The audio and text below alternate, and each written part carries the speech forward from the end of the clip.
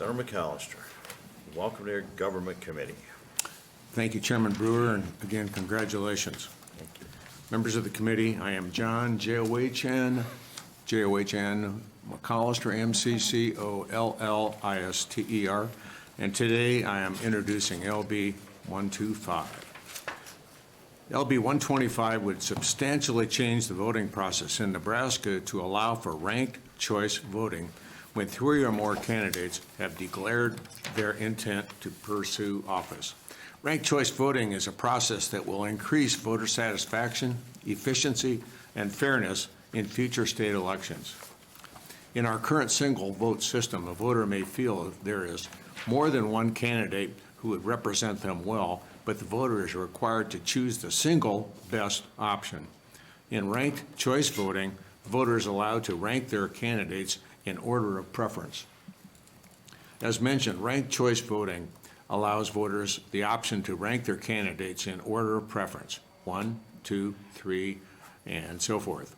In races where voters select one winner, if a candidate receives more than half of the choices, that candidate wins, just like any other election. However, if there is no majority winner after counting the first choices, the race is decided by an instant runoff. The candidate with the fewest voters is eliminated, and the voters who pick the candidate as number one will have their votes count for their next choice. This process continues until there is a majority winner or a candidate who won with more than half of the votes. Ranked choice voting, as outlined in LB 125, provides some key benefits as follows. Majority support. Many times, low voter turnout is due to a lack of confidence with the candidates offered. Many voters believe that their vote does not count in some areas that the implemented RCV have seen a slight increase in voter turnout due to this new process. Reduces voters concerned about wasted votes. A 2020 Knight Foundation study found that 38% of the non-voters are not confident elections truly represent the will of the people. RCV gets rid of the vote splitting when a candidate is able to win with very little support. A good example of this occurrence was the 2014 Republican primary for governor, where the winner won with only 26.5% of the vote. Encourages collaboration and civility. With our current system, negative campaigning does not truly help inform voters. It simply increases polarization problem. Since candidates must not only hope to receive the first preference, but the second preference votes as well, this discourages negative campaigning.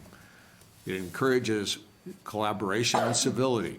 A 2016 study from the University of Iowa Public Center showed that the voters in cities that use RCV reported less negative campaigning and higher satisfaction than those cities that use plurality voting. Eliminates strategic voting. This is voting to prevent an undesired outcome, and ranked choice voting would reduce this method of insincere voting. Less expense and more efficient. Avoid runoffs by obtaining results with just one ballot. This is especially important when our deployed military overseas need to vote. Issuing and getting a second ballot sent internationally is very costly. LB 125 is a good start for an effective ranked choice system that would increase fairness in Nebraska's elections and ensure greater trust in our election processes. At the end of the day, the main hurdle for ranked choice voting is educating voters. With a strong educational campaign, I know that people will see the benefits of ranked choice voting system. I truly think this is a win-win for Nebraska and all of our constituents. I'd like to mention that I included an attachment on your desk when we came in this morning, and secondly, that the folks that may know more about this particular process will follow me for testimony.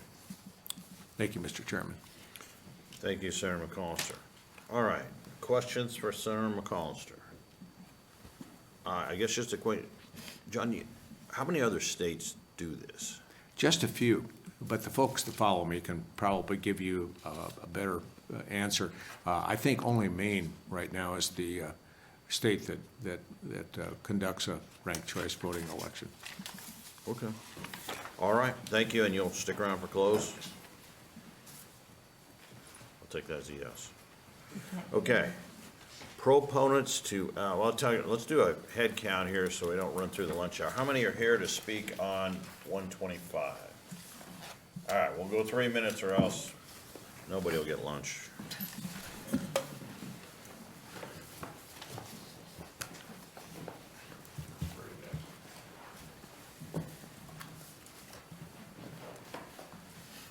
All right, first proponent to LB 125.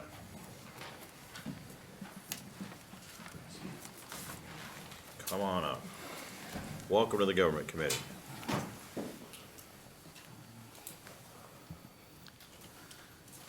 My name is Tom Robinson, T-O-M-R-O-B-I-N-S-O-N. I represent the Nebraska Green Party. Good morning. I'm here today to urge this committee to support Senator McAllister's LB 125 ranked choice voting bill. Please allow it to receive consideration before the full unicameral in this legislative session. After studying ranked choice voting, I believe that it is a substantial improvement to the way we currently vote. Ranked choice voting is used in the state of Maine. It's recently been adopted in the state of Alaska. Many cities across the nation use it, including New York City. It's an increasingly popular form of voting, and for many reasons, and I'm going to touch on a few here. First, this system of voting guarantees that the winner is a majority winner, not a plurality winner, 50% of the vote plus one. The winning candidate has a consensus mandate from the voters, and I think that's vitally important in a democracy. Second, ranked choice voting ends strategic voting. Ranked choice voting allows voters to vote for the candidate they feel is best for that position without facing pressure or fear to vote for a candidate that they really dislike because they might be wasting their vote. With ranked choice voting, the voter knows that his or her preferred candidate, if they lose in the first round, that their voice is still going to be heard in the second or third round, or maybe even fourth of that race. And I think that's important as well. Perhaps the most important advantage of ranked choice voting in these highly partisan times is how ranked choice voting improves the way candidates run elections. With ranked choice voting, candidates know they must win over a majority of voters, and to do this, they need to take a more moderate and civil approach to electioneering. With ranked choice voting, it behooves all voters, or all candidates, to appeal to a wide range of voters who might make them their second choice or third choice, if not their top choice. Therefore, the vitriol and mean-spiritedness that so often characterizes recent elections will be reduced. In a ranked choice voting contest, denigrating one's opponent is counterproductive to electoral success, whereas in our current first-past-the-post system, it can be effective, unfortunately. Other benefits of ranked choice voting include candidates of a broader spectrum running, more women candidates, more minority candidates, third-party activity is enhanced. Okay. Well, here, we might be able to get to more of your points here as we go into questions. Any questions? All right. Oh, yes, go ahead, Senator Hanson. Yes, thank you, Chairman. And thank you for testifying. So, you're representing the Nebraska Green Party? Yes, What's your role with that party? I'm just a member of the party, no official position. Sure. No, I just wanted to check. So, can you talk about kind of your experience or what it's like to be a voter, be a supporter of what we would call a third party, a smaller party? Yeah, I think that the part about wasting the vote is really, as a voter, if I talk politics with other people, if I talk politics with Democrats, I'm usually pressured. You're wasting your vote if you vote for the Green Party candidate, and you're just helping the other side. The other side, they'll tell me, and I don't. You know, we're more alike than we are different, for perhaps, and so that's very frustrating. All right, thank you very much. Okay. Any other questions? All right, thank you for your testimony.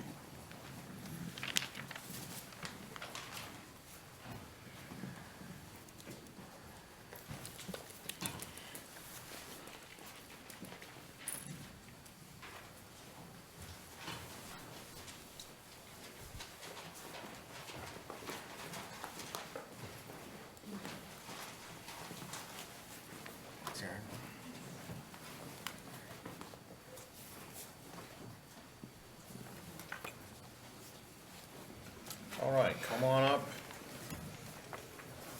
Welcome to the Government Committee.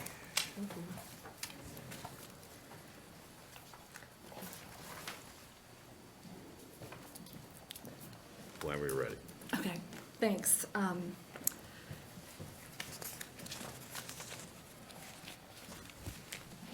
My name is, I should say good morning. Good morning. And congratulations, Thanks. Senator Brewer. And good morning to the other members of the Government, Military, and Veterans Affairs Committee. My name is Cindy Maxwell Ostick, and that's spelled CINDYMAXWELL-OSTDIEK. And I live in Omaha in Legislative District 4. And I'm here today, I'm nervous, sorry. I'm here today as a voter and as a volunteer member and president of Rank the Vote Nebraska. We're a nonpartisan group of Nebraska voters working to bring ranked choice voting to the Cornhusker State.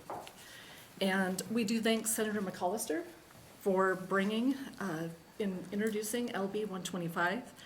And we all ask you, as the committee, please, to advance LB 125 to the floor and for your yes vote to pass the legislation.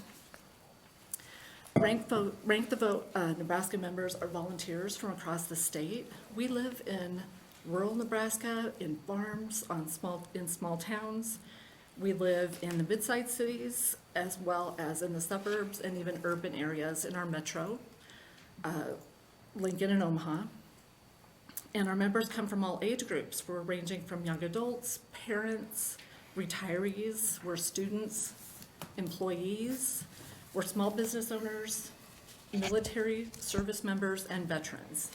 And we're registered voters from all the political parties here in Nebraska, and many of us, including me, are registered independent.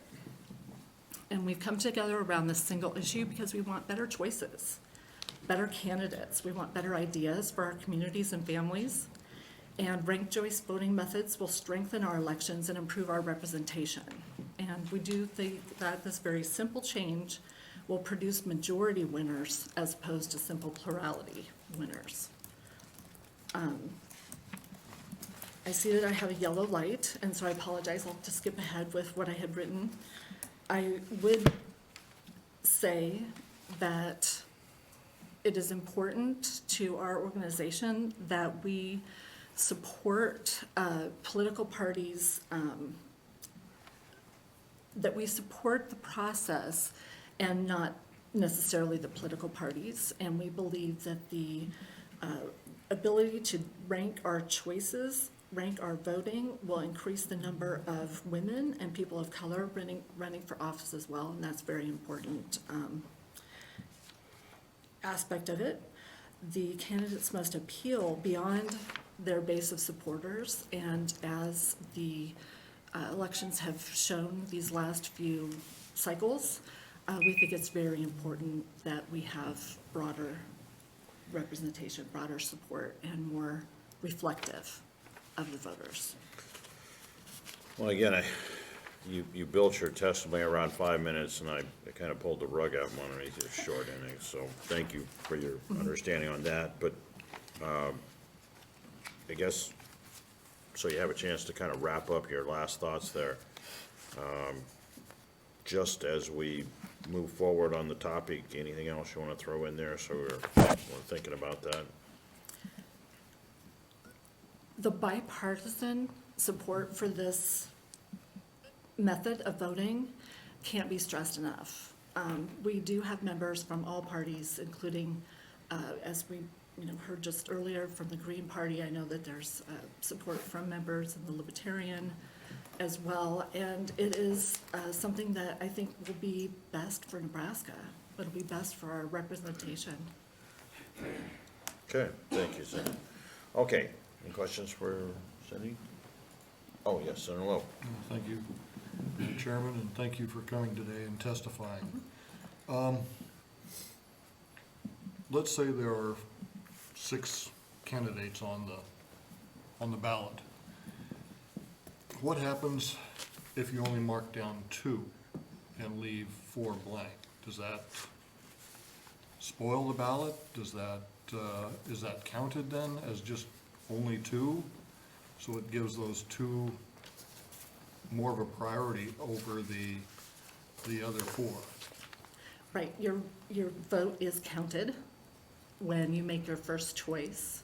When you rank your vote for your priority candidate, your vote is counted. And if that particular candidate is not the majority winner, or is in fact the candidate that has the least amount of votes at the end of that round, then that candidate would drop out of the race. And so your second priority candidate then would be reflected in your vote. So if you choose not to fill all of the ranking, your vote still counts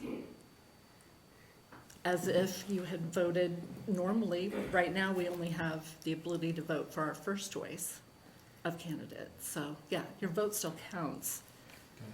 So if there are those same 6 candidates in there, and we go through the election process and nobody gets a majority vote, do we have to go back through and vote again so that there is a majority?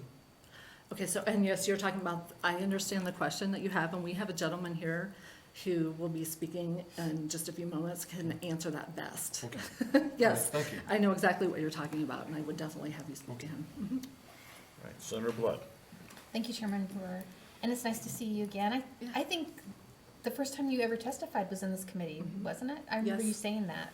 Yes, I feel very strongly about voting. It's something that I just wish everyone did, and I think that this form of voting would actually increase participation. People would feel, especially like young voters, I think I found out from some of the work I did over this last election cycle, talking with voters across Nebraska, especially a lot of young voters, their concerns about strategizing their vote or being concerned about splitting their vote was something that it discouraged some voters, so. So I have two questions, and they're questions of clarification. And by the way, don't be nervous, we're all friends here, and you're doing fine. So that was a huge platform issue for Andrew Yang when he ran for president, was this type of voting. So if I were to put this into a nutshell, would you say that the 2 important things we should remember from today is adopt a voting system that combats partisanship? Yes? Okay. And adopts a voting system that better captures the will of the majority of voters. Would you say that those would be the 2 takeaways that we should have today? All right. And in fact, it doesn't necessarily, the only thing I would say about partisanship is that the parties, the partisans would still, of course, present their platform, but it would not be the outsized factor. And it promotes more collaboration between the different candidates, whether they're from the same party or not. So ultimately, some of the really horrible campaigning and aggressive and mean actions we see in unfortunately many campaigns might actually not necessarily will ever be eliminated, but maybe reduced. Right, because in many, when you look at voting in other places where they've instituted ranked choice voting, it's not as successful to do it that way. It turns off voters to not consider that person as their second candidate. So they, you would not have that majority support. And so if I hear you correctly, and all of the people that have come before you, we might actually, if this were to be implemented, see a more moderate America. All right, thank you. Yes, definitely. All right. Any more questions? Thank you for your Thank testimony. you.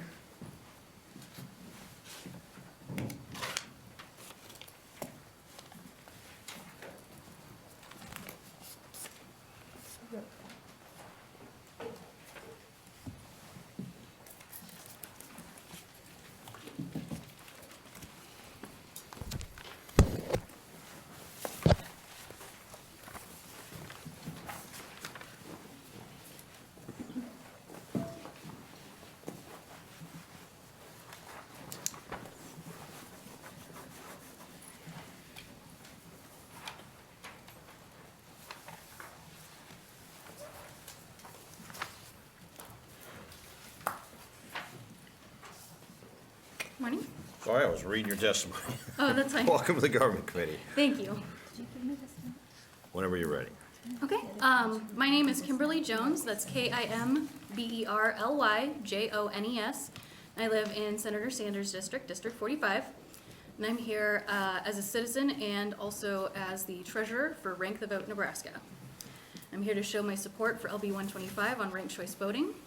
It is my firm belief that ranked choice voting is the most democratic form of voting. It strengthens our democracy, ensuring that the winner or winners of any given election have the support of the majority, 50% plus one or better of the electorate. Therefore, they have the most support, leading to higher voter satisfaction in the outcome. Voters should be able to vote for candidates they support, not just vote against candidates they oppose.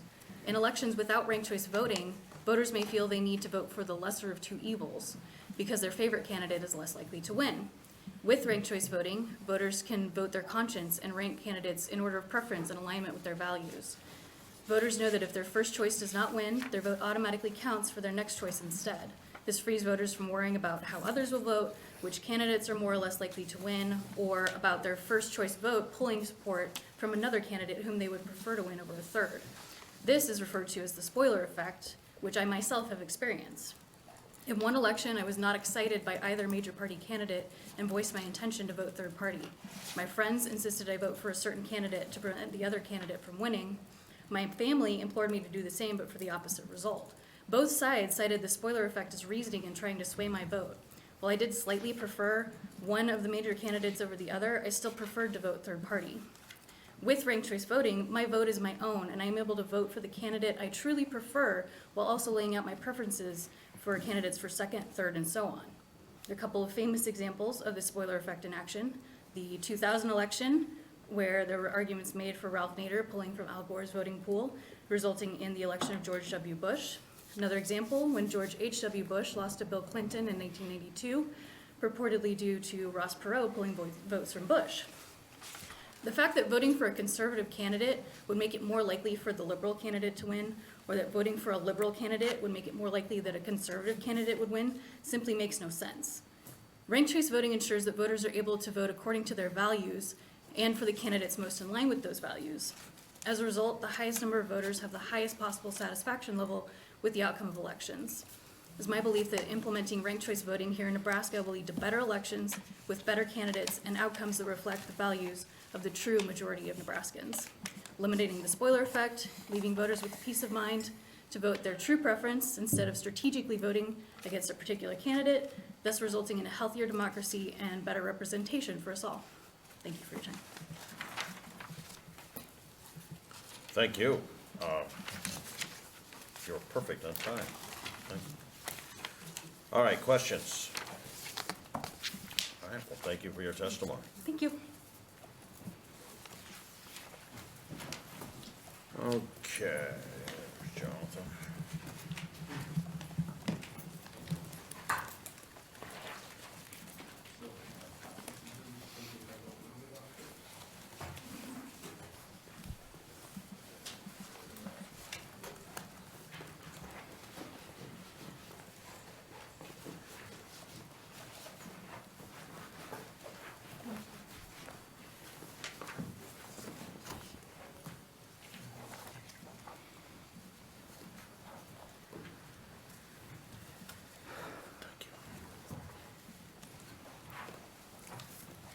welcome back to the Government Committee.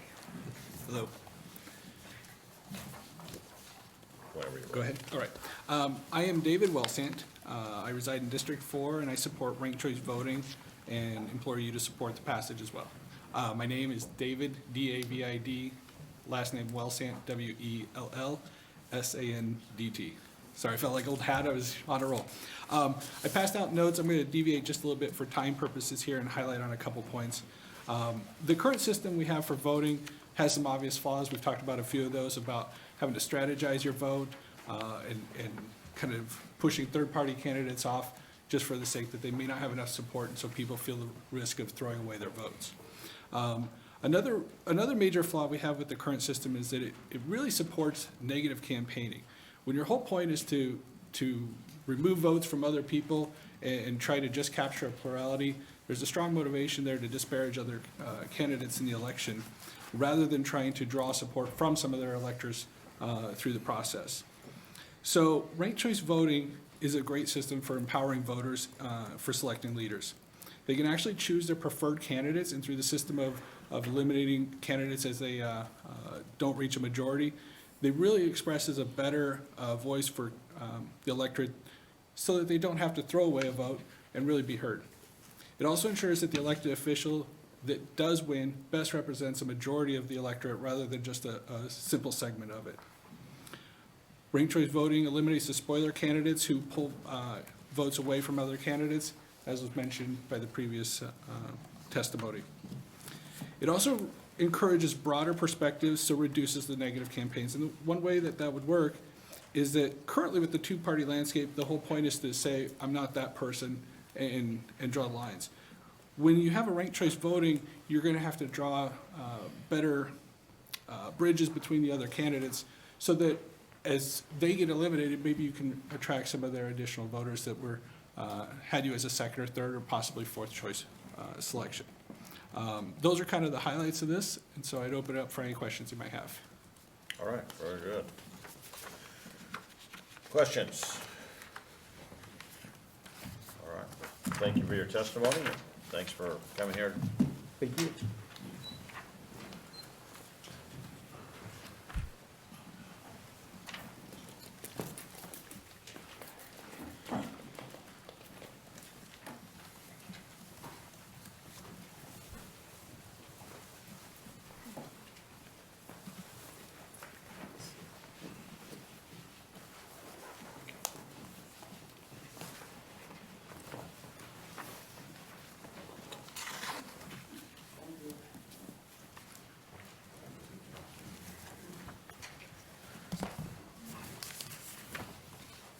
Hello again.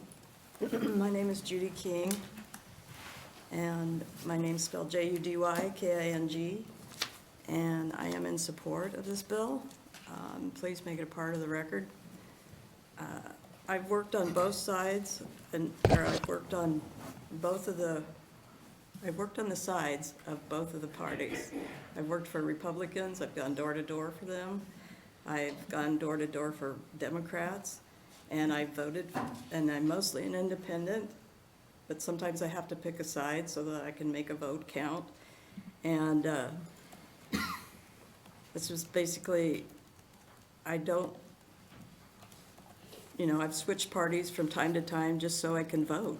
And that's why I like ranked voting. I'm not encouraged to stay home. I can still vote for my underdog candidate and feel like I haven't lost my vote. As you probably know, I'm not a Trump fan, but I do have friends of all areas, all parties. And I live in a neighborhood where the former GOP, Nebraska GOP head lives in. And I always have a sign out to who I want to vote for. And this time it was Biden. And someone in my neighborhood asked me if they could get a Biden sign, and I knew they were Republican. And so I told him, sure, I'll get you. So I had a bunch of Republicans for Biden signs made up, and I gave them out and had several other people ask me for them. And I kind of just started a little group of Republicans for Biden. They're still Republicans. They still vote up and down the ballot. They just didn't like Trump. And so I put that on my car and drove around with that sign on my car. And I stopped at Fisher's office one day to talk to her, and Senator Fisher. And there was a young kid walked by, and he pointed to my sign and he said, "That's me," because I'm a Republican that voted for Biden. And I said, "Well, God, that's great." I said, do you want to make a little video? So I have a video of this young man who just happened to be walking down the street that just didn't like Biden. And so I think with this, and maybe I don't understand this ranked voting enough, but they wouldn't lose their vote. You know, they'd still be Republicans, they'd vote for Biden, and they just wouldn't lose their vote, especially in the state where Republicans have the majority in a lot of cases. So that's why I'm for it. Like I said, I've been working for both parties, and I'm radical on both sides, Republican and Democrat, if it comes to that point. So anyway, that's my story. All right, So- thank you. Yep. Questions? Judy?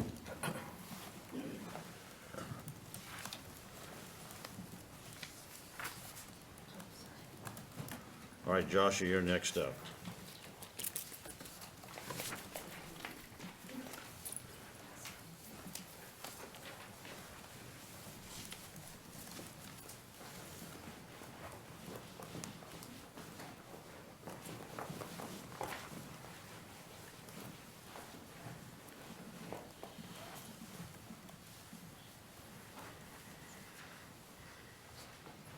All right, and welcome back to the Government Committee. Thank you. Good morning, everyone. As I mentioned before, my name is Joshua Mueller, Joshua Mueller. I'm a native Nebraska, born and raised in Bellevue and now living in Lincoln while I pursue a PhD at the university. So for me, growing up, I was always aware of the fact that Nebraska has a unique government in a few different aspects. We're one of just 2 states, along with Maine, that's capable of splitting its electoral votes, and we're also the only state that has a unicameral legislature. These were things that I was taught in school, but I didn't really fully appreciate until I was significantly older and in college. And it's often those things that we take for granted that we don't really think about whether they're any better or worse than other alternatives that we have. I hope all of you realize the benefits of having a unicameral legislature. The change occurred in 1934, but even since then, no other state has had the political willpower to make such a drastic change, even though it saves the taxpayer money, makes you all more accountable, but it also gives you significantly more responsibility. I'm proud to live in the only state that was able to improve our government for making that change. For a similar reason, I am here advocating for LB 125 in order to change the way we vote to use a ranked ballot. In my eyes, ranked voting is a more modern way of voting. While traditional ballots do work, that doesn't mean that they can't be improved. Traditional first-past-the-post voting was likely chosen initially due to its simplicity. At a time when everything had to be hand-counted, anything more complicated than a single marking per voter would have significantly increased the amount of time it took to tabulate votes. With the usage of modern ballot counters and tabulators, it is no longer necessary to restrict voters from expressing their full opinions. From my research, I believe that Nebraska even already uses tabulators that have been shown to be capable of tabulating ranked ballots by elections in Maine. One of the reasons that we likely use the same voting method is because we've never had a good opportunity to change things. America is the oldest continuous democracy. While that's an amazing accomplishment, it also means that we were the guinea pig for a new system. Since the U.S.'s foundings, hundreds of other democracies have been founded, many with the aid of the U.S. And these new democracies have had the benefit of being able to see what worked well and how to improve things as well. Other countries, such as Australia, began using a ranked ballot in 1918. Ireland began doing so in 1937, and more recently, Fiji and Papua New Guinea began using ranked ballots in 1999 and 2007, respectively. It's for a reason that these countries saw that there was a better way of voting. Using a more modern ballot lets voters better express their preferences. This gives them more confidence in their vote counting and actually having an impact. I'm fairly young, and the first opportunity I had to vote for president was actually the 2016 election. I actually skipped the primary because Donald Trump was already the de facto winner by the time Nebraska's primary came around, and I ended up writing in Evan McMullen for the general election. I was only willing to write in a candidate because the outcome of Nebraska's presidential votes are fairly predictable, excluding the 2nd district. But if I lived anywhere more competitive, I would have been terrified of the spoiler effect, and I wouldn't have had that freedom. If we had used a ranked ballot at the time, though, I could have still written in Evan McMullen as my first choice, no matter where I lived, and had the peace of mind that my vote would still count. All right, well, thank you for your testimony. You were just wrapping up there. I'll give you a chance to do that.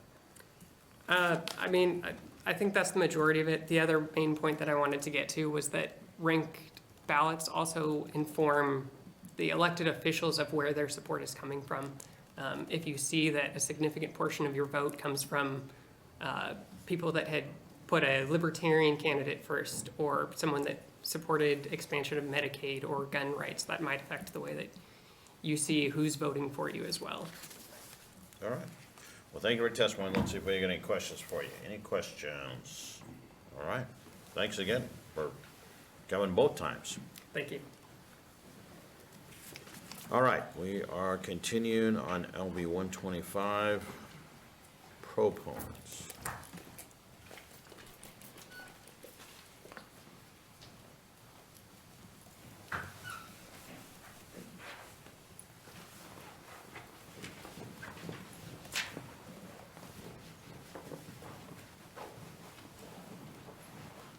We pride ourselves in having the cleanest chair of all the committees. Thank you. Welcome to the Government Committee. Thank you for having me. I am Wesley Dodge, W-E-S-L-E-Y, Dodge, D-O-D-G-E. Chairperson and grandfather brewer, members of the committee, thanks for having me to speak. Our preamble of our Constitution tasks us to strive for a more perfect union. And I think this ranked choice voting does that. We've always been a process. We're trying to get better, and doing this allows us to get to that point where we're a better union. Ranked choice, the way things are going right now, we've had a lot of failure. We've had a lot of acrimony against each other. It's I hate you, you hate me, you voted for Trump, you voted for Biden, we don't get along. Ranked choice allows us to look more at issues than at people. And Senator Blood asked a question of Cindy, which I'm going to deviate from my text a little bit here, but you were asking about things about party, and I think what we get pigeonholed into is something called bundling. If I'm a Republican, I have to be conservative, pro-life, that kind of thing. I can't be like a Ben Nelson candidate where I'm pro-life, but I also have social values that are different. I can't be an Eisenhower that believes in, I'm a social liberal, but I'm a fiscal conservative. And these are things that I think are kind of natural to Nebraska's sinew, and again, I've gotten way off text. I'm not used to staying on my text, but ranked choice allows us to get into these kinds of decisions where we aren't pigeonholed into these categories. We can have 5 good Republican candidates. If we're a Republican state and you are a Republican and you think Republicans are the best, let's have something with 5, 6, 7 candidates, and 5 of them are Republicans and 2 or 3 of them get through the process. And then you get to pick the best Republican. You get to pick the person that's closer to what you believe in. The other thing it does is it makes us all think more about people as individuals and what we can do for them, which is what I hope you all were tasked with in your heart when you decided to come here and take this job. And if I can do the most I can for the most people, I'm going to probably attract the most voters in the ranked choice process, because I'm going to hit on those various things. I see my yellow light is already on, and I had another thing I wanted to hit on is younger voters do like this. It's 60 to 70% of younger voters like this. It seems to be the wave of the future. Alaska Maine, and 26 other jurisdictions within the United States. Cities and smaller levels of government are using this right now, and they're using it effectively. It brings in more minority success. It brings in, my red light's on, so I'll wrap up quick. It brings more of a minority success, and more women are getting elected now as a result of it, too. So just in conclusion, I would say, if a majority of the electorate cannot elect a majority of the elected, that's a failure of our democracy. Ranked choice is a more democratic means of getting to that point. And for that reason, I would ask you to push this out of committee. All right, thank you, Wesley. Okay, questions? Senator Lowe. Thank you, Senator Brewer, and thank you for being here today, Wesley. I had asked this question earlier, that if you have 6 candidates on the ballot and you only vote for 2, what does that do to the? And I'm thrilled you asked that question again, because I wanted to address that during my time too, and I was trying to decide which Senator Blood I should address. You're no worse off than you are right now. If you adopt ranked choice, if you have the system we have now and you vote and you don't vote for the person who wins, your vote's gone, right? But if you do it under a ranked choice system, you can vote for the person you want to win, and maybe that one loses, and maybe your pick is the third one. And maybe that third place vote is the one that pushes that person over the 50% threshold. Your vote counted. Over 50% of the people who vote, votes will count. That means the people that are out here that you're serving are going to say, I voted for you. You might not have been my first choice, but I voted for you. And you'll think about that when you're serving us too. You know, what can I do to help the most people? And I think that's, I've got a political science degree. I've taught civics. I forgot to tell you, I'm on a couple boards, Represent Us, Common Cause, and Rank the Vote Nebraska, but I didn't want to take away from my time. So I think that's what builds better government. And Nebraska's got a great history of that with George Norris and you know, splitting our electoral votes. I hope we keep doing those things. And I hope we can be in front instead of behind. Okay. And what happens if nobody gets 50% of the vote first time Well, around? that would be a very quirky circumstance, because you keep cutting off the bottom vote getter and you apply their votes. So you would have to get to the point where you had an exact 50-50 split. And I think that's a minute possibility. When I read the bill, it does have, I mean, it gets us right to where we are right now. You get to a coin flip, but you still have 50% of the vote. And right now we have a system where 25-30% gets you into a position on occasion. So let's say the bottom vote getter got 25 votes or something. And so you just discount those votes off the total then? If the bottom vote getter got 25 votes for their first choice, those 25 voters probably picked a second choice. Their second choice votes go into the pool to vote for the people that haven't been eliminated yet. And it gets distributed there. Does that make sense? Yeah, Okay. thank you. What happens when you're marking the ballot on, you know, first, second, third, or fourth, and you get down and go, oh, this guy's better at fourth than he is at sixth? How do you remark that ballot? I mean, because right now you're marking down one choice. I think, again, this is probably election procedure. I'd probably have to go out and say, hey, can I have another ballot? I messed this one up. Or if it's a pencil one, you can erase it. I assume you erase it. But the ones I've seen are columned ballots that say 1, 2, 3, 4, 5, 6. It's got the names of the candidates. This is number 1, this is number 2. You just color in the dots. Kind of like some tests, I'm sure, the ACT test or something like that, A, B, C, and D. You know. Mine was in stone back then. Thank you. Thank you. All right. Any more questions? Thank you for your testimony. Thank you. Still on proponents of LB 125.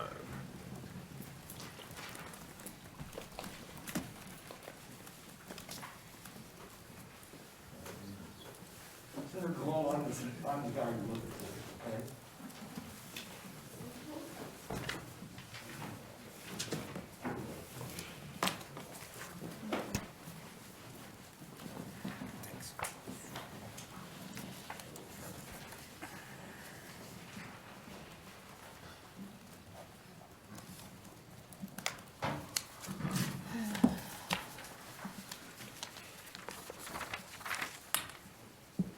welcome back to the Government Committee, Larry.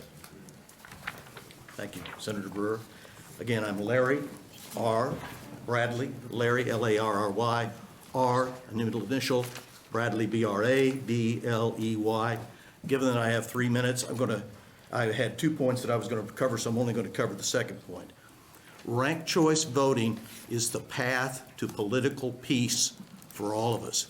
That's because when an election is over, a majority of the voters are going to be able to say one of two things. So-and-so won, and he or she was my first choice, and I'm satisfied. Or so-and-so is the winner, they weren't my first choice, but I can live with him. And when the majority of voters are saying that, then everybody's going to feel content with the results of our elections. So what I'm going to do is, I'm going to go through this thing with you here regarding your question. Let's talk about majority winners with RCV and exhausted ballots. We often hear opponents of RCV try to cast doubt by alleging that the results of the RCV process do not provide a true majority winner. Such is not the case. RCV provides a majority winner through each round of voting. To demonstrate this, I've provided you an example with the results of the 2018 San Francisco, California mayoral election, which used ranked choice voting. Referring to the chart you have in front of you, you will see that there are 8 candidates in the race. In the initial round of voting, there were 251,032 first choice votes cast. In the first rounds of voting, there were no exhausted or inactive ballots. In those first 4 rounds, the top 4 candidates with 231,830 votes defeated the bottom 4 candidates with 19,202 votes. As you can see, the majority defeated the minority. In the 5th round, the top 3 candidates defeated the 4th place candidate with only 21,981 votes. And in the 6th round, the top 2 remaining candidates with 171,474 votes defeated the 3rd place candidate with 66,043 votes. The majority once again defeated the minority, but no one candidate has a majority of the vote on their own. This sets up a final round of voting. Now we have, as you see there in the very bottom line on the chart, you see a line there that says inactive. So inactive or exhausted ballots. In other words, that's the number of voters who in that round of voters did not vote for one of the remaining active competitive candidates, okay? That is known in the trade as an exhausted ballot, okay? So in the 7th round, London Breed defeats Mark Leno with 50.6% of the vote, 115,977 to 113,431. 21,624 voters did not choose either Breed or Leno. So again, we've had the majority defeat the minority. Breed led throughout, but RCV gave her a majority mandate for governor. Data suggests this will be the case in about 75% of the elections using RCV.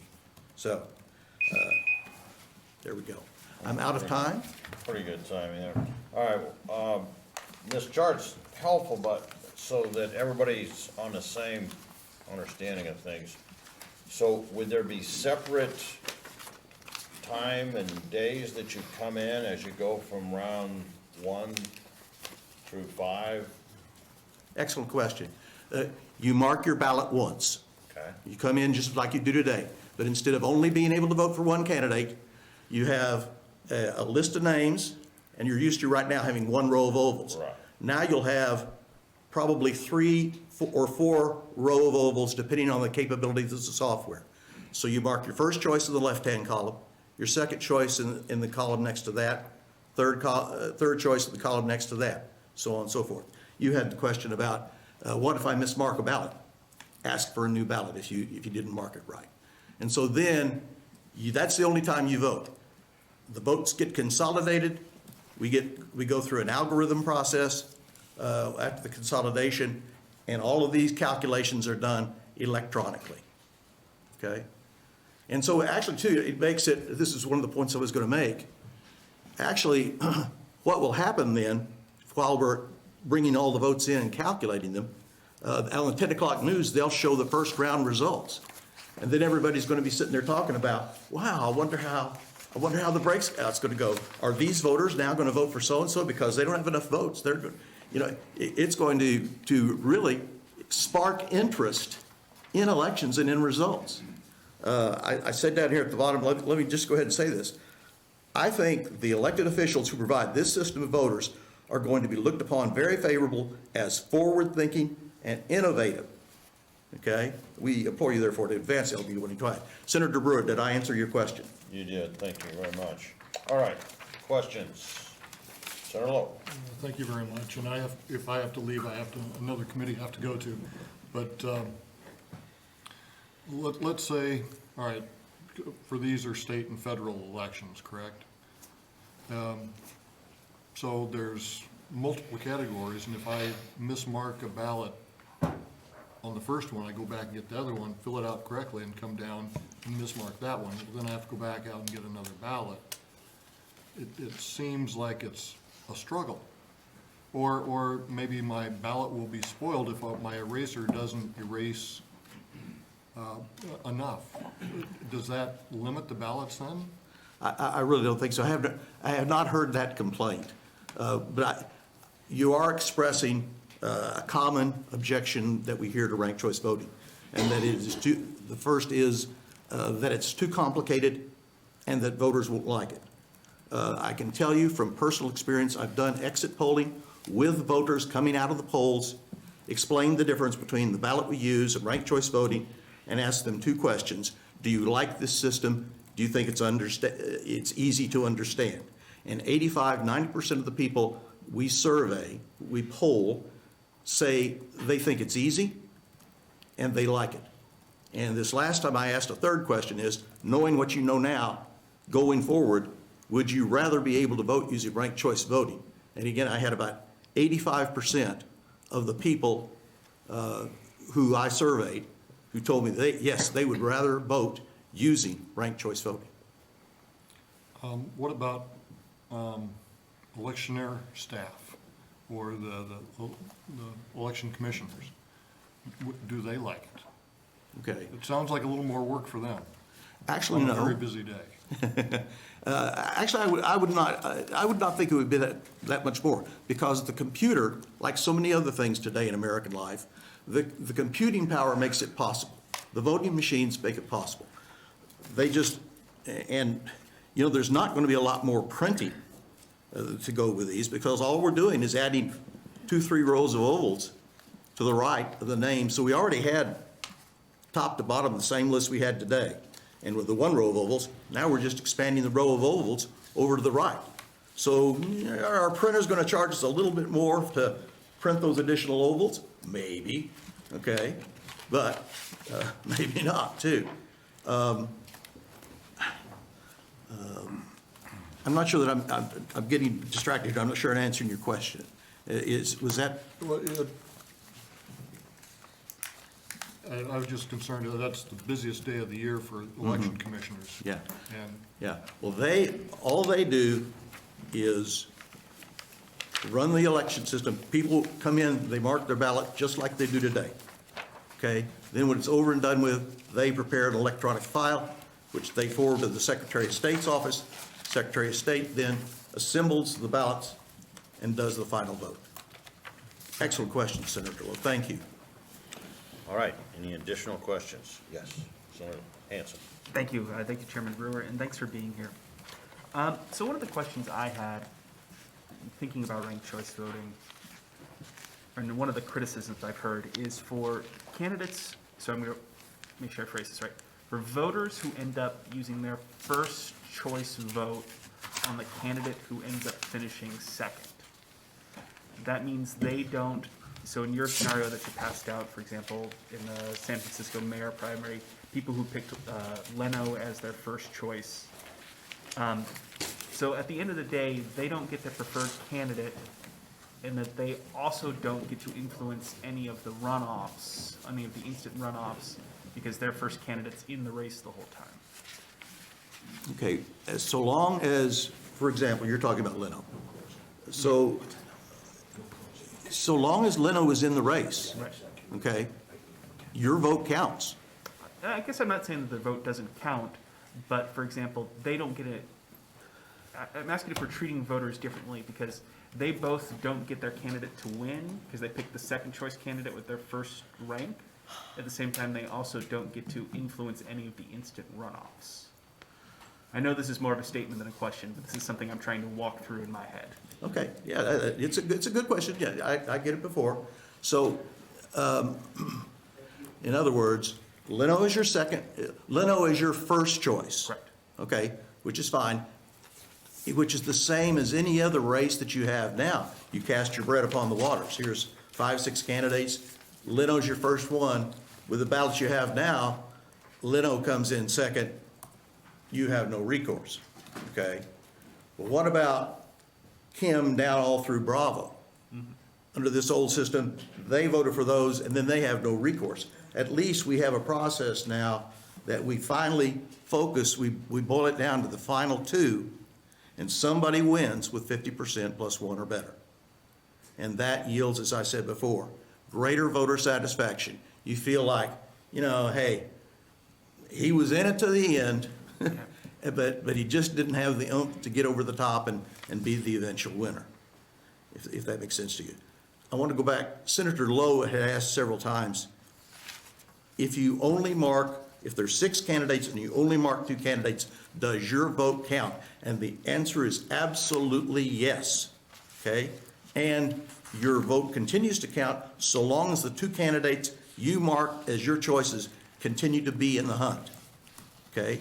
When your candidate is defeated and goes away, then you are no longer in the hunt. But you have, depending on the software capabilities, at least 3 opportunities to say, here's my first choice. And if they don't make it, here's my second choice. And if they don't make it, here's my third, and possibly a fourth, depending on the capability of the software.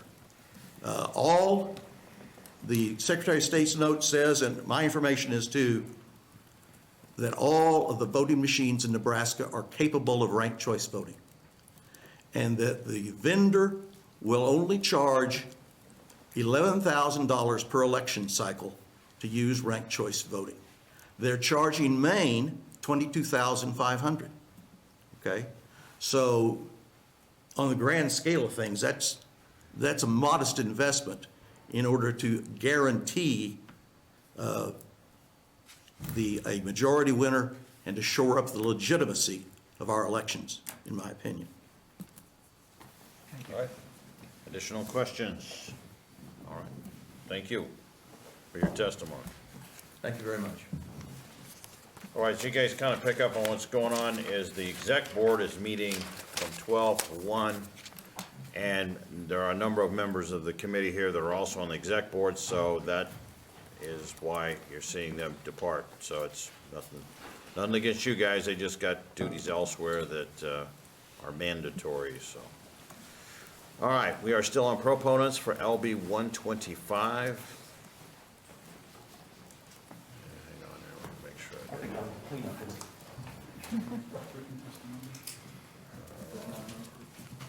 it. Okay, on the written testimony of proponents, we have Spike Eckler from ACLU, and we've got Sherry Sinclair from the League of Women Voters, Nebraska.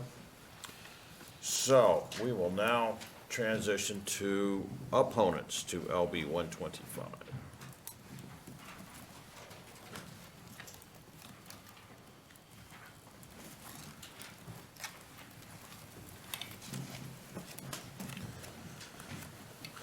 Welcome back to the Government Committee. Thank you. Chairman Brewer and members of the Government Committee, my name is David Shively, D-A-V-I-D-S-H-I-V-E-L-Y. I'm the Lancaster County Election Commissioner, and I also serve as the co-chair of the Election Law Committee of the Nebraska Association of Clerks, Registers of Deeds, and Election Commissioners. And I'm here today in opposition to LB 125.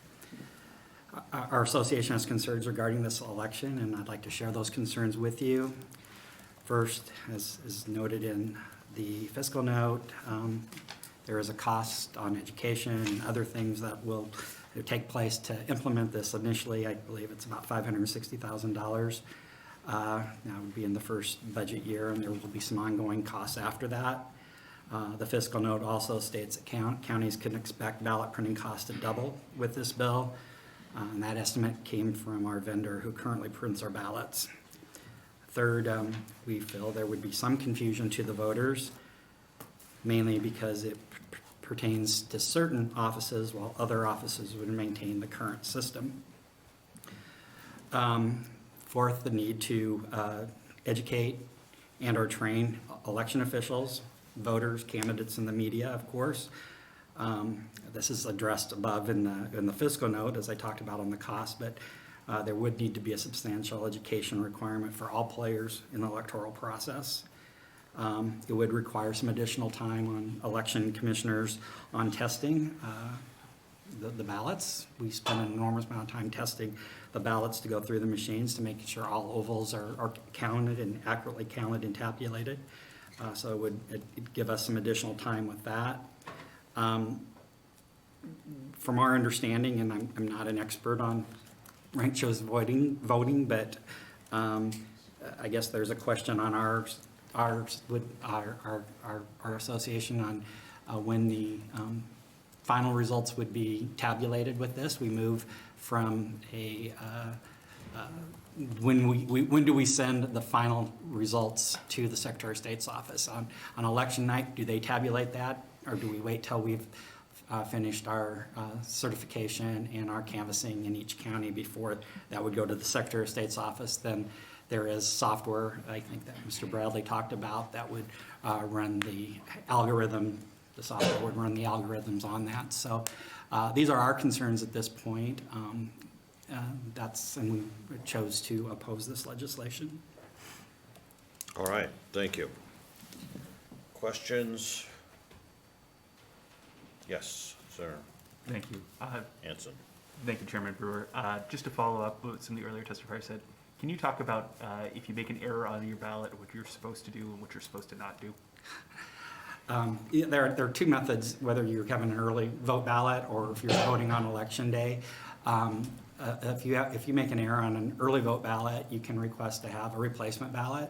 There are some forms to fill out. They can come to the election office. There's different things that we'll have to do. So that would be one. On election day, if you make an error on a ballot, it's called a spoiled ballot. And there's procedures in state law outlined on a spoiled ballot. The voter would go back up to the election board and say, I've made an error on my ballot. I'd like a new one. And they would write spoiled or void on the ballot. There's one of those words that they're supposed to use. It goes into a spoiled ballot envelope. Will be issued a new ballot.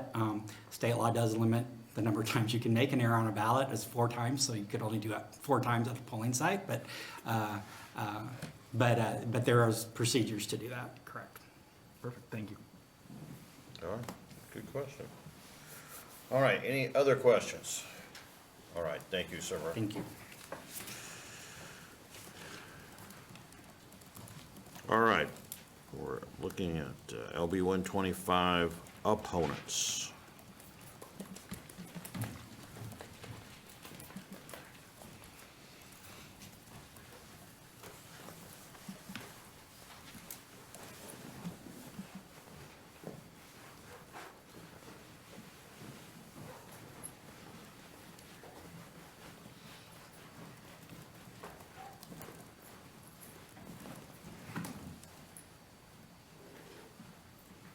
Beth, come on up. Welcome back to the Government Committee. Congratulations, Senator Brewer, by the way. Good morning, Chairman Brewer, members of the committee. For the record, my name is Beth, B-E-T-H, Bazin, B-A-Z-Y-N, Farrell, F-E-R-R-E-L-L. I'm with the Nebraska Association of County Officials, and I'm appearing in opposition to LB 125. Again, I'll just echo Election Commissioner Shively's comments about our concerns about this bill, the possible increased cost, the possible confusion to voters in the election process, both for voters and for election officials, and then the concerns we have about the timing of testing the equipment and when the final results would be submitted. I would be happy to answer questions. All right, thank you. Questions? All right, thanks for putting it on the record. All right, additional opponents. All right, Are there any here in the neutral? All right, well, Senator McCoster let me know that he was gonna waive closure because he would be in the exec board meeting or committee meeting. And so with that, let me read in, we have got no written testimonies in opposition or neutral, and letters, position letters. We have 16 proponents, 10 opponents, and none in the neutral. With that, we will close our morning hearings.